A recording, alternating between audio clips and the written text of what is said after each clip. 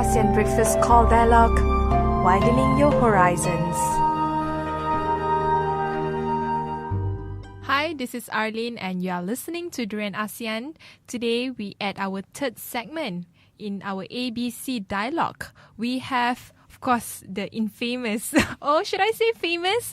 I want to touch a dog organizer, Syed Azmi. He's with us to share his thought on his personal work and his personal life, and also in general just want to have a light chat with us this morning. How are you? I'm fine, thank you. I'm very happy to be here today. Thank you to Durian Asian.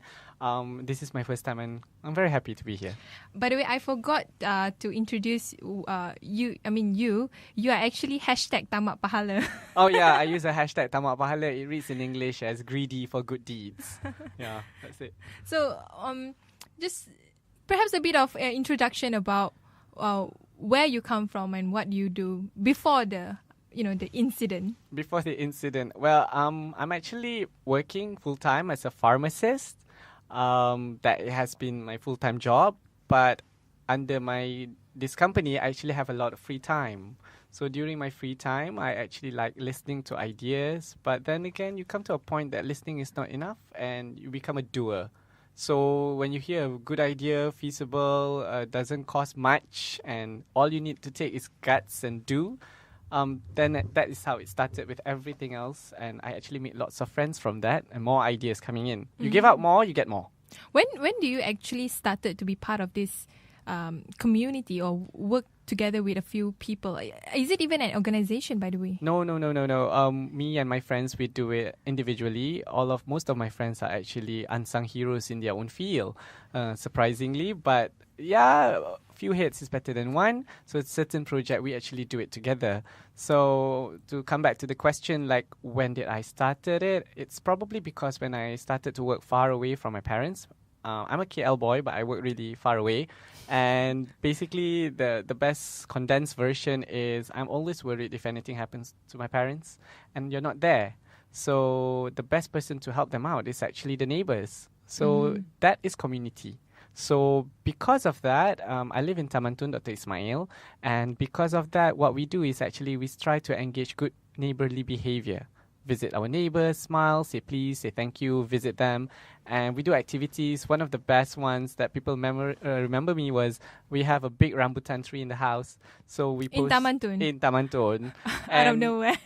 Out of nowhere. But yeah, the area is quite good soil there, I suppose. So what happened was we posted in our Facebook saying that, in my Facebook actually, to say that, hey, the rambutan is a lot. Come over, have coffee and eat rambutan for free. So we get neighbors coming in and they follow the address, they come over and we start mingling and mixing. That's where I met my friend. Way before that, we did project together. But after that, we become closer, including my friend here today, Hayati Ismail. Oh yeah, we have cool. Hayati in the house. Hi, how are you? Hi, fine, thank you. So how is it like working with, the infamous Syed Azmi? Okay, it's fun working with him because he's full of fresh ideas. And it's a radical idea. I would call it a radical idea because it's something different from... so he's like the Malaysia's Che Guevara, I suppose. Wow. But okay. he's not a rebel. He's not a rebel. I'm not a rebel, no. I'm actually quite decent and nice. I just have ideas and sometimes it can be a bit out of hand. So, I know you want to get past of this, but I can't help but to touch on the event. The word touch is actually, Taboo. It is a taboo. So I want to talk about, the infamous event. I want to touch a dog where you were the main organizer.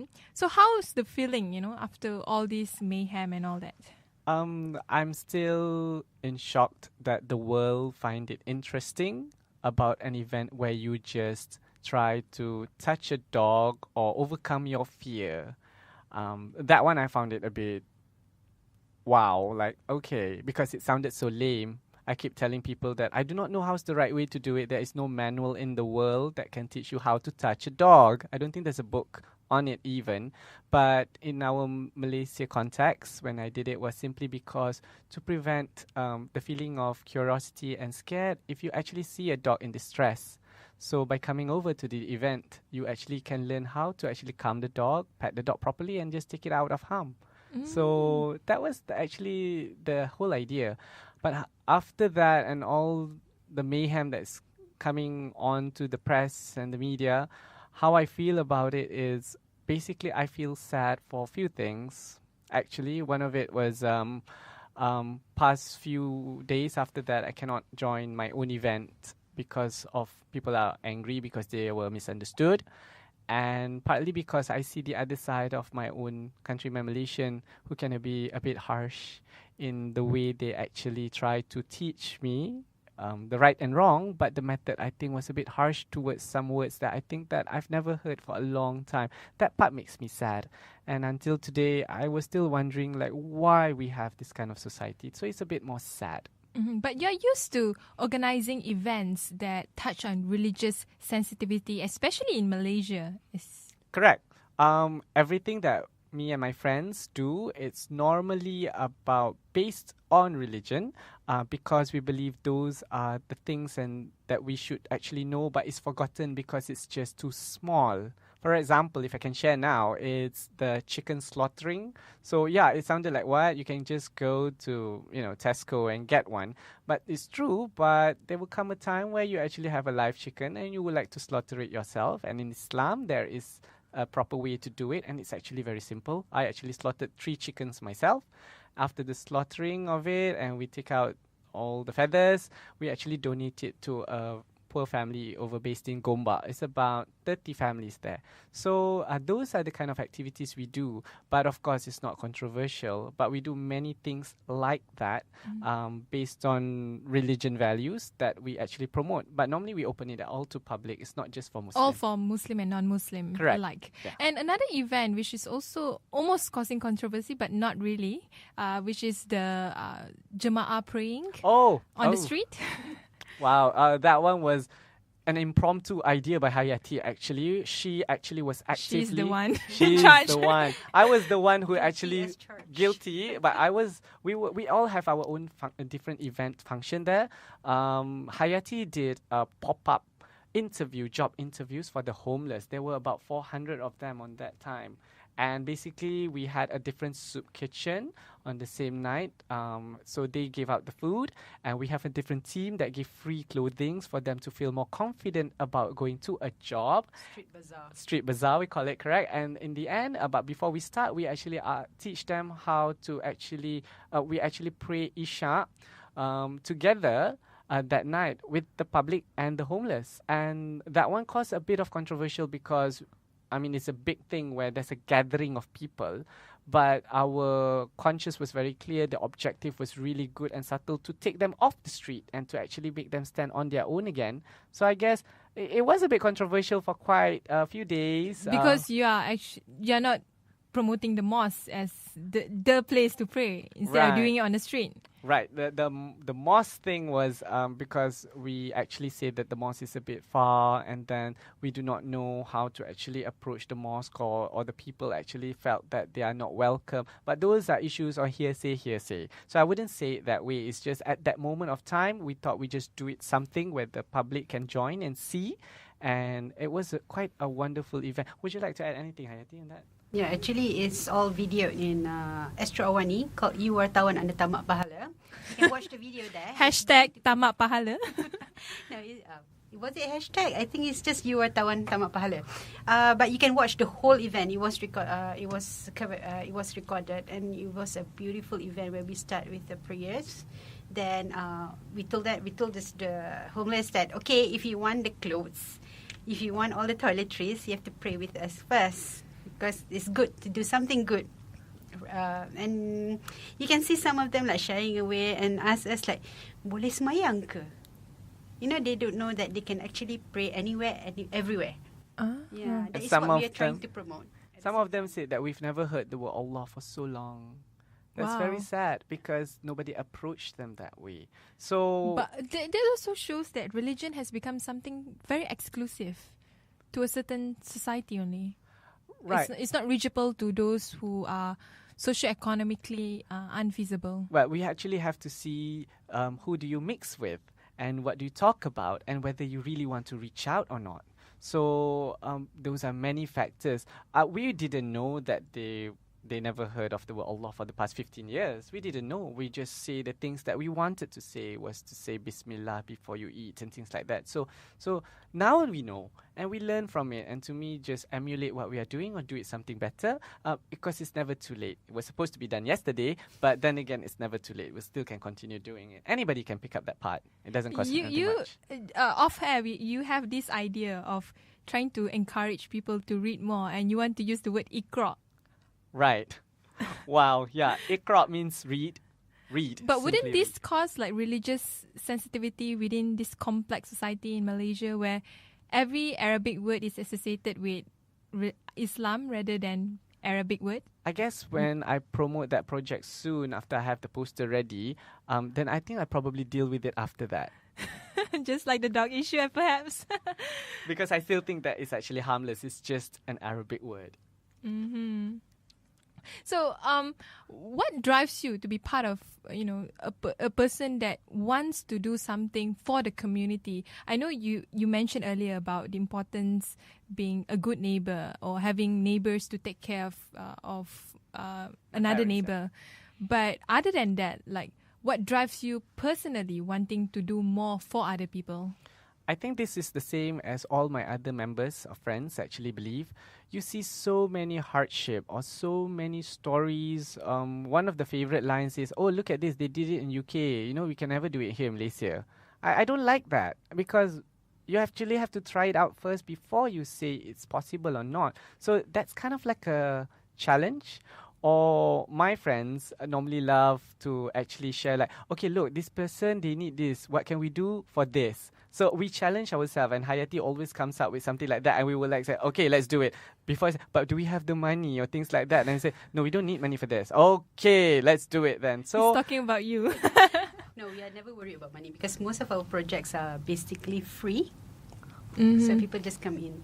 Like, I just want to add something. Like, I think last year I offered in Facebook, in my community, I said, "Who wants my son to water your plant if you're away?"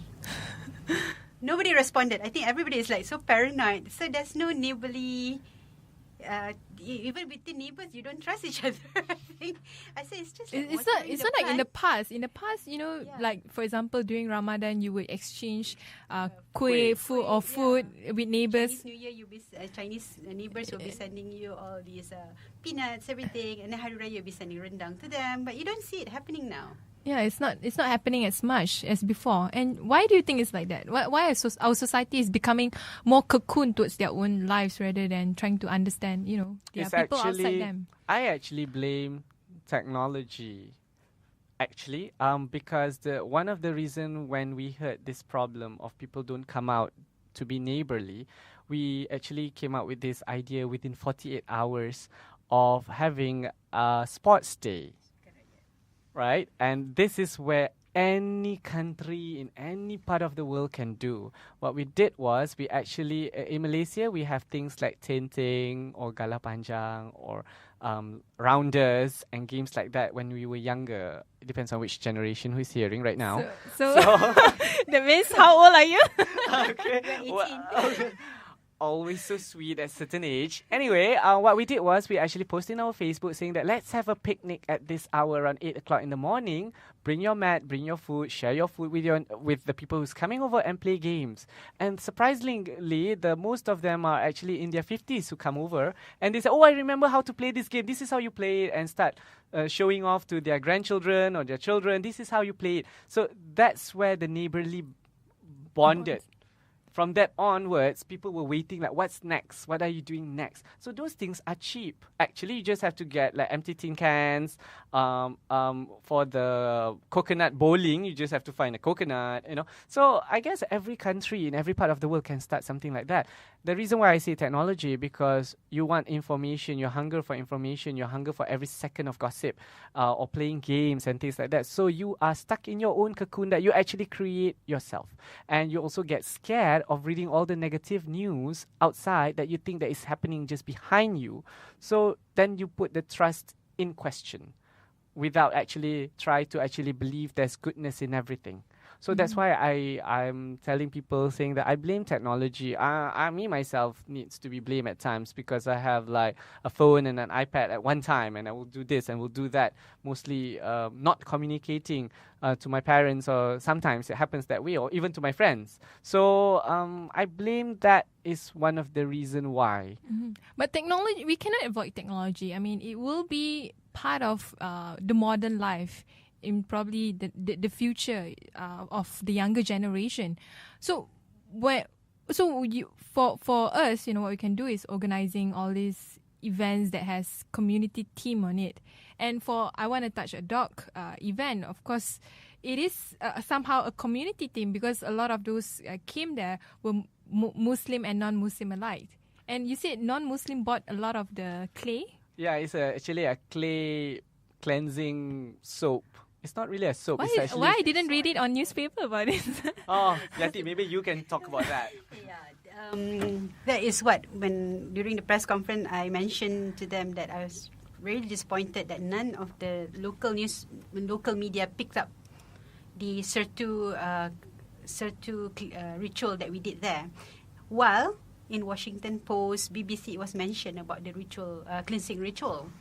And it's very modernized. It's not like last time in school where you belajar in the agama class where you have to get debu. One pail of soil, 6 pail of water. So now it's very modernized. It comes in a pump bottle, 500 ml. Costs you about only 18 ringgit. It's called clay wash. It's not soap. It's clay water, where you can just do your Sertu anytime, anywhere, and it's just not limited to only if you touch the najis. But you can do it. You can do wonders with it because it's I know it's an antiseptic by itself, antibacterial wash. So you can use it as a face mask. Yeah, face mask. Mud bath, spa, home spa. But sadly, it was not highlighted. Maybe it's not controversial enough.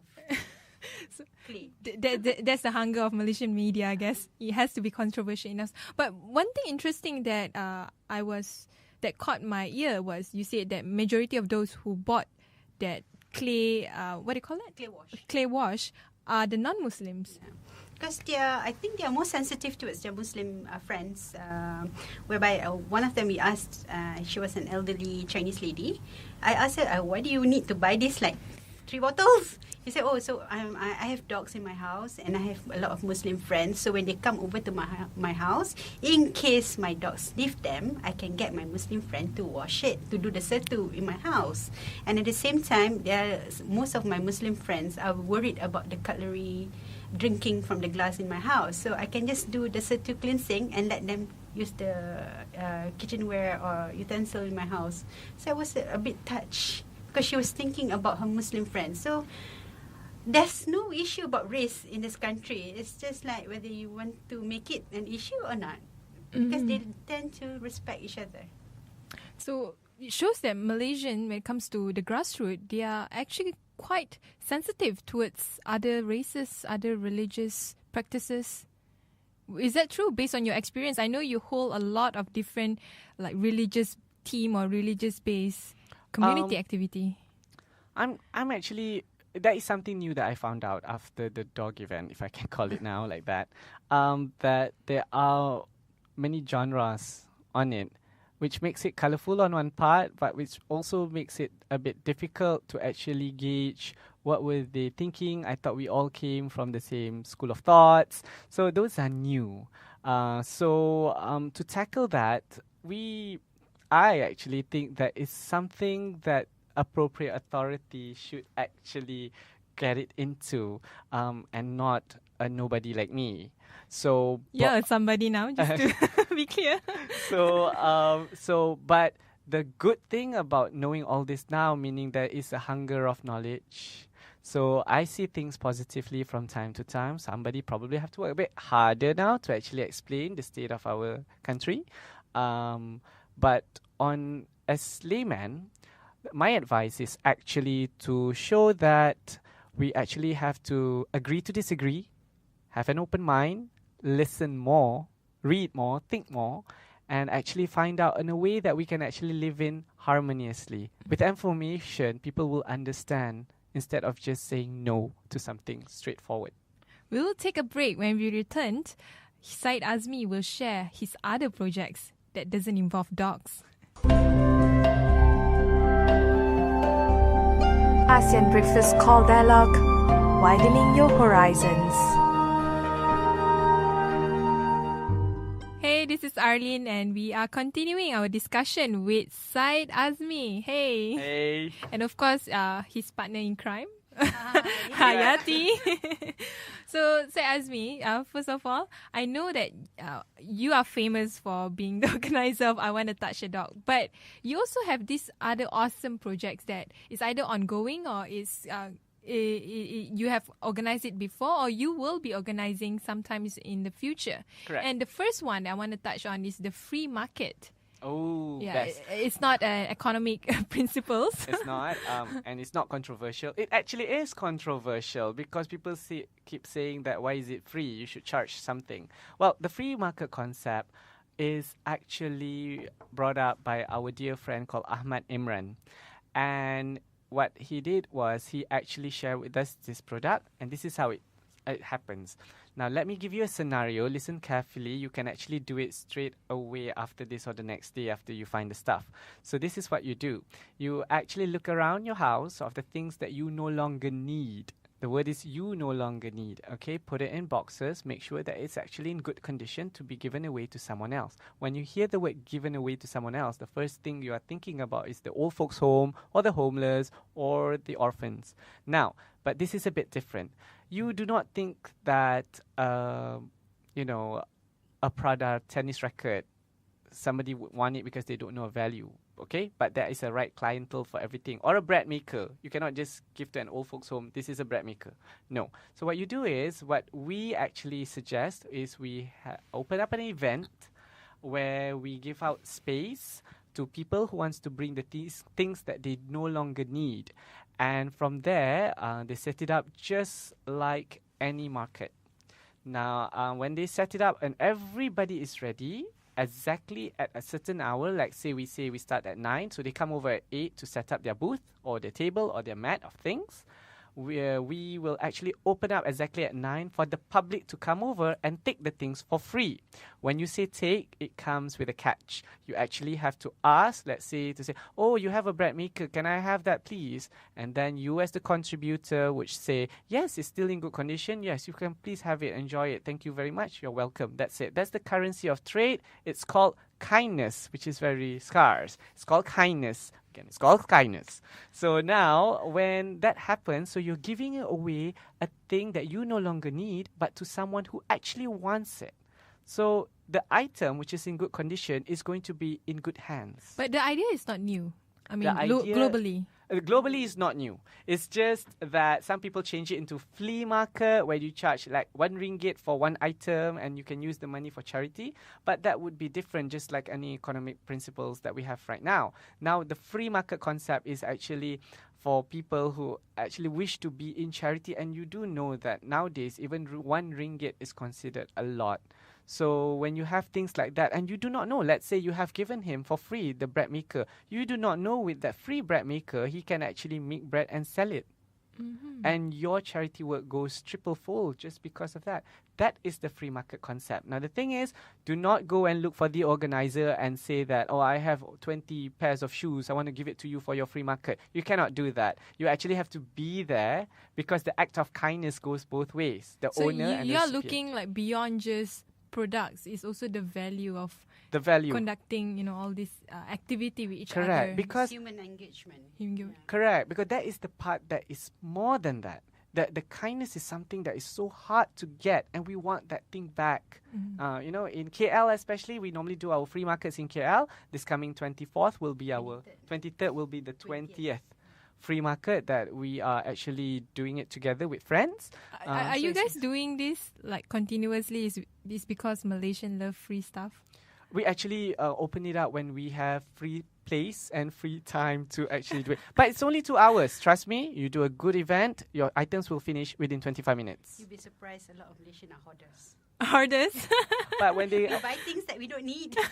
Right, so they will start giving it away. Like, for instance, the first one, we saw this lady who brings out all those door gifts from weddings. In Malaysian culture, we normally have those door gifts if you attend weddings. So she actually brought that and put it all over.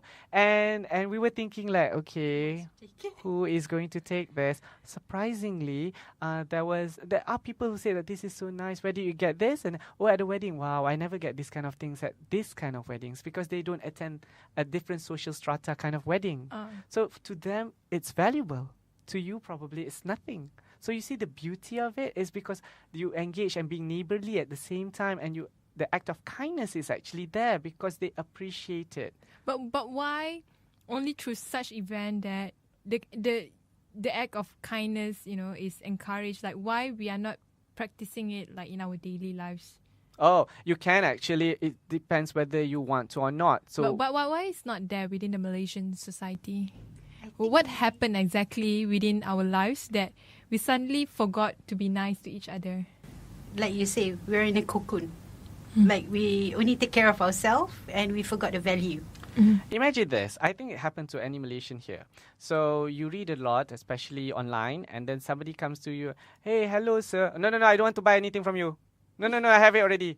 It happens, right? So it's actually like that. One of the things my father trained us was if you were to go inside a lift, and you are so lazy to take the escalator and want to go inside the lift, he would say, you actually have to greet before you go in. If you don't greet, you cannot go in. So we actually, when the door opens, we say, hello, everybody, and you have to go in. Imagine at my age, and I still have to do that. So we've been trained and tuned in that way. So, and I posted all this in my Facebook, Syed Azmi, to actually teach people about value and kindness. It all depends whether you read it or not, or whether you want to do it or not. Everybody will say, yeah, we know, but it actually depends whether they do it or not. Interesting. And another project that is also, to me is interesting, but to you guys, I'm sure you guys have very mixed experience, is the pregnant train. Ooh, so because I mean, to me, I never heard of I never heard of this kind of project, but it is an eye opener for us, because when we go to the train, we sit down. We never really thought of either giving a seat or care about those who are standing. So what kind of awareness that you are trying to get out of this project, and what is this project all about exactly? This project was brought up in our Mingle and Pitch in March by Mr. Farouk, and he came to me and said, can we do something to get awareness? And I said, why do you want to do that? And his answer was really sweet. My sister is pregnant and she takes the train. So this is like a birthday gift to her, so that whenever she takes a train, people will actually give seats to her. I found that, okay, I'm sold, let's do it. So we did it twice already, and pregnant train is actually very cheeky, naughty actually.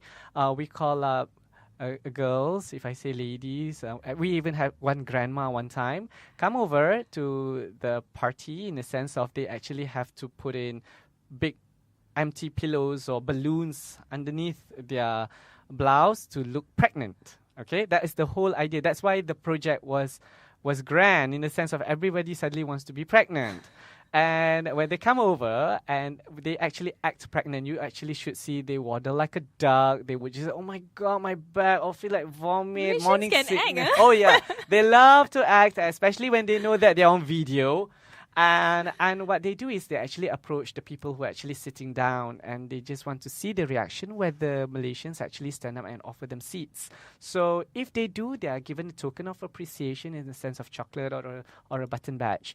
But if not, towards the end of the train ride or before the next stop, we actually just make a big announcement. We don't pinpoint or embarrass anybody. We just big announcement saying that we're actually doing this awareness about pregnant ladies in train. So if it's okay, next time when you see someone in distress, offer them your seats. We do not have to embarrass anyone in the process, and we didn't do that. So that project coming soon. There'll be another one on the 22nd Friday of this month. We just open up for volunteers, but look into it. Now I know that the guys are also interested. And one of your volunteers is Hayati. No. Thank I God. just do the posters. She did the most amazing posters, but the most memorable is Madame Nolida. She's actually a grandmother, and she actually acts out pregnant with the sound effects of a morning sickness that I think that, okay, I'll just give you the whole seat. the whole train. If you want, she actually acted out there, Yeah. but she just wanted to share it out. So, what was your finding? Like, were the younger generation kind enough to give their seat, or was Depends. Some will not. Most of them will just like probably act that they're snoozing. And this is very sad. When you go up the LRT or something, there are seat reserved for OKU, senior citizens and pregnant ladies and ladies with children. But sad to say that, these youngsters, especially males, they just pretend. They just close their eye and just like pretend nothing happened. It's just very sad because I think there was a video in Facebook that went viral of a lady trying to breastfeed her child, but she was not given a seat, so she ended up sitting on the floor of the train and breastfeeding the child. Oh, that's so It was very sad. And you can see someone took the picture and everybody was just like pretending she's not there. Yeah, that is one of the reasons why we did it. It takes time to change the mindset, but if you don't do it from now, then nothing will change. So the pregnant train, how can people join it? Because it's really interesting. Okay, Go to your Facebook. go to my Facebook, Syed Azmi #1, or you actually can meet us up over in La Chuchur, KL Central, which is 21st on the 21st of November. It's a Friday around 5:15 p.m. That's #1. But basically, just open up my Facebook under Syed Azmi, and you can actually see the details. Join in the conversation, add in comments, give ideas, because your ideas will work if you just give it a try. That's the beauty thing, because there's no membership, no expiration date. Come as you are. Think of what time, whether you're available or not. Nobody's pushing you to do anything, but you actually have the right objective of actually trying to create awareness. This is probably a start for you to actually start your own charity work later on. So they need to bring their own pillow to act pregnant? Actually, Just kidding about that. actually, They have it's to a very come good. pregnant. They have to come pregnant. Please do not show it to me like I'm shoving this one and this. I don't think I need to see too much information. They'll probably ask you advice how to make the tummy rounder and right, bigger. right. Just don't buy a wrong pillow in Jaya Just Go. And you also focus on this Southeast Asia in general, not just Malaysia. And one of your partnership is with Cambodian government. Oh yes, the Cambodia project was really totally fresh. I haven't even had the chance to actually put it in my Facebook. It was actually on last Thursday. So where I meet with one of the volunteers, Cambodian volunteers who came down to Kuala Lumpur and meet up with me, and he was one of the people who is supporting the I Want to Touch a Dog event, and he saw the previous activities that we've been doing. And lately there was this one post that I think most people would know, that the Cambodians are selling off their kidney for food. And that is really, really sad. And you cannot just see things without doing something. If you're a doer, you'll just think of doing something. But telling you now, I want to do something, do it right. So So that means they are really poor that they have to sell their kidney. right. For how much? I do not know. The report did not say anything, but it was a report on that. But most of them in Cambodia, I found out through the medical people there that they normally do it in different countries. They do not have the specialty to do that one there. And that's even sadder, means that they actually have to travel just to get some cash for their own food. Now, the project is actually a new concept called Charity Traveling Project, vacation if you like. So imagine that actually in your calendar 2015, you actually have a plan to go with your spouse or your friends for 3 days, 2 nights probably to Phnom Penh. So if you're actually interested to do a charity work while you are there, so what I suggest is actually to contact me, Syed Azmi, through my Facebook if possible, and tell me your date and tell me where you're staying. And if you're interested, let me hear out what are your interests. If your interest is actually helping out the orphan kids, so we'll focus on the orphan kids. If you say it's about the single mothers, then we focus on the single mothers. If it's about HIV, it's HIV. So what we do is actually when we know where you're staying, we can actually try to cater to your need and time of what, where, how many, how long would you like to spend for that. So what you actually do is actually go there, and if you say, I want to give stationery, so you can buy the stationeries there and give out to the kids yourself. So it's actually 2-in-1. You win the vacation. At the same time, you actually get to do some charity work and see offhand how they actually do it and benefit from it. It's no longer about giving to a certain bodies or things like that, which everybody is doing. But right now, you can be actively involved. Are you signing up any papers or become a member? No, you did not, because you think you don't have the time. But when you do this, it's because of your own free will. And to see those faces being very happy, receiving it would be a bonus. Just want to add on, because as far as we know, when it comes to Cambodia and when it comes to the NGO industry there, there's a glut of NGO, and some of them may not necessarily come there with the right mindset, meaning that they could be there just to make a profit, or they don't really use their entire funds for the benefit of the needy there. So how different is the project itself compared to the negative news that you see? You do not be surprised that every part of the world they are the unsung heroes who's actually doing exactly what we are doing here in KL, like myself or Hayati and our friends. So in other part of the country, there are the same kind of people there. So that's where people like us get connected, because there's less paperwork and more transparency. So the volunteer is another tamak pahala guy. Another tamak pahala. I'm sure he have a different nice Phnom Penh word for that. I suppose that's not even a word, Phnom Penh word. Sorry. Anyway, talking about the needy, the most vulnerable in society, it's not just in Cambodia but also in Malaysia.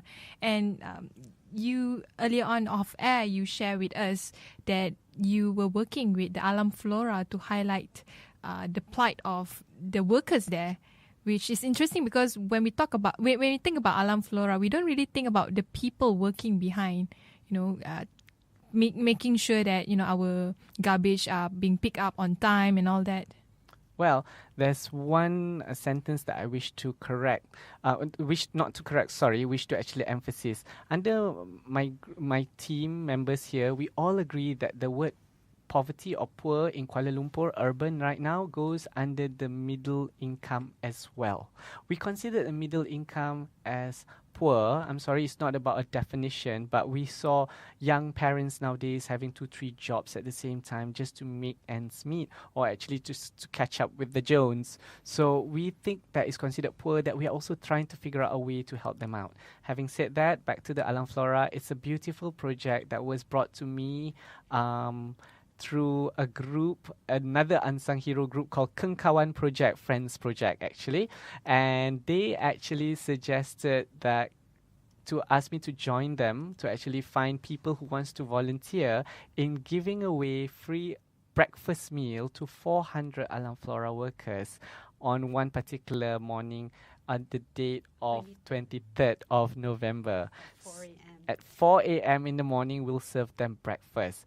For us, all these wee hour kind of activities we've done many times actually. We actually give sahur, pre-dawn meals in hospitals before that for 2 mornings straight.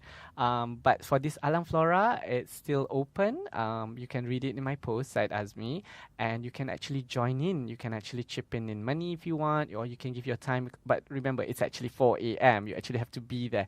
And this Alam Flora workers, they are amazing. First of all, they're very committed to their job, and they actually, when they come in, if the readers really want to know, you guys really want to know, is they have punch card system. Okay, what's new? But they actually do thumbprint as well, and they're very proud of That's their like job. iPhone, right? Thumbprint. Yeah, correct. So, and they actually, when you hear the stories of behind the scene of who they are, they actually cycle to work and things like that. So, who says thank you to them? Because we don't see them.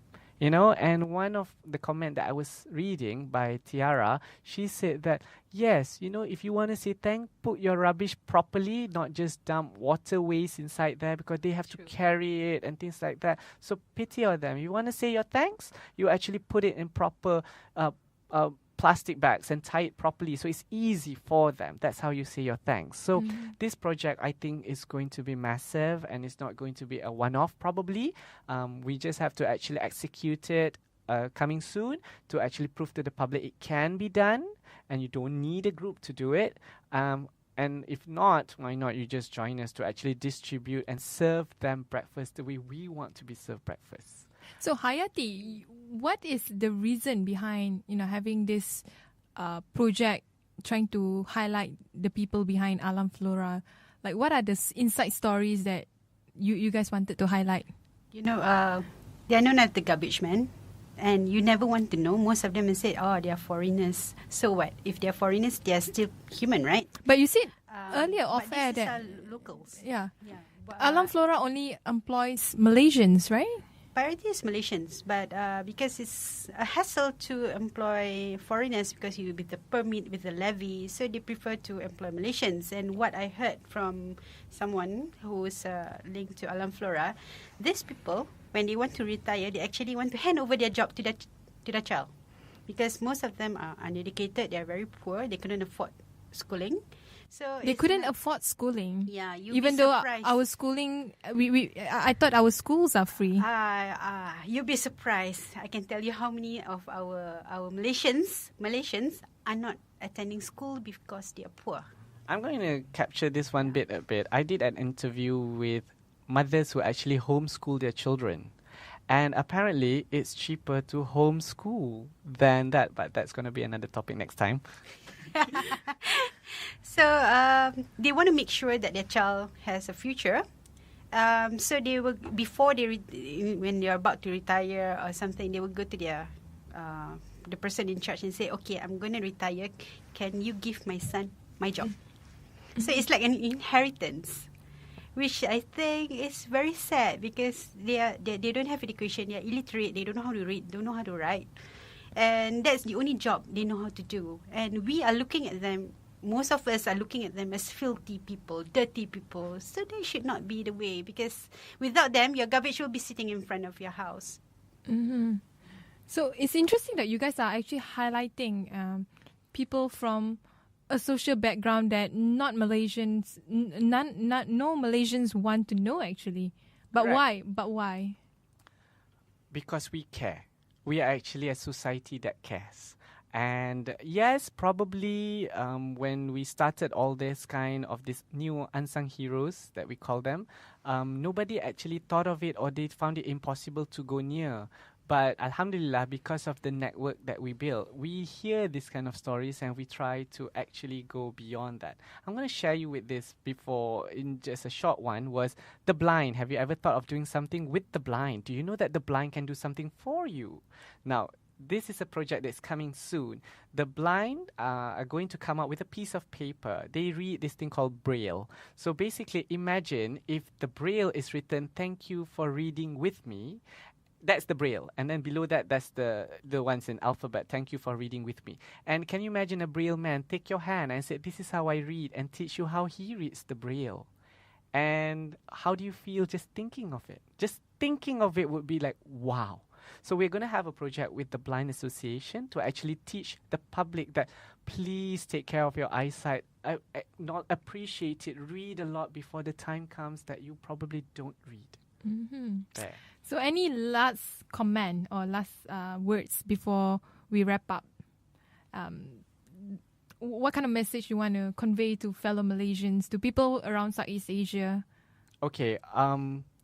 First of all, because this is Southeast Asia, I would like to say this in recording that I really love the Thailand advertisement on humanity. They make me cry every time. There, on record, I've said that. Better than Petronas, huh? Correct. Okay, that's number one. But my message to the public is actually like, my name is Syed Azmi, and I do my work on a soloist account with friends. If I can actually do it, I'm telling you guys out there, you can do far better than me. You just need an idea and just do it. It may not work today, it's fine. So just carry on doing it. And trust me, if you believe that your idea is actually noble, then it will actually go out. Now, to the people who actually have power of actually disseminating project, remember this, ideas are never novel, it was never patented. So it was supposed to be emulate and share and doing it so that others can benefit that. Just remember that. Okay, if you want to do good deeds, just remember one thing. You do not have to have a currency to it. It's just kindness and good heart. Thank you very much all.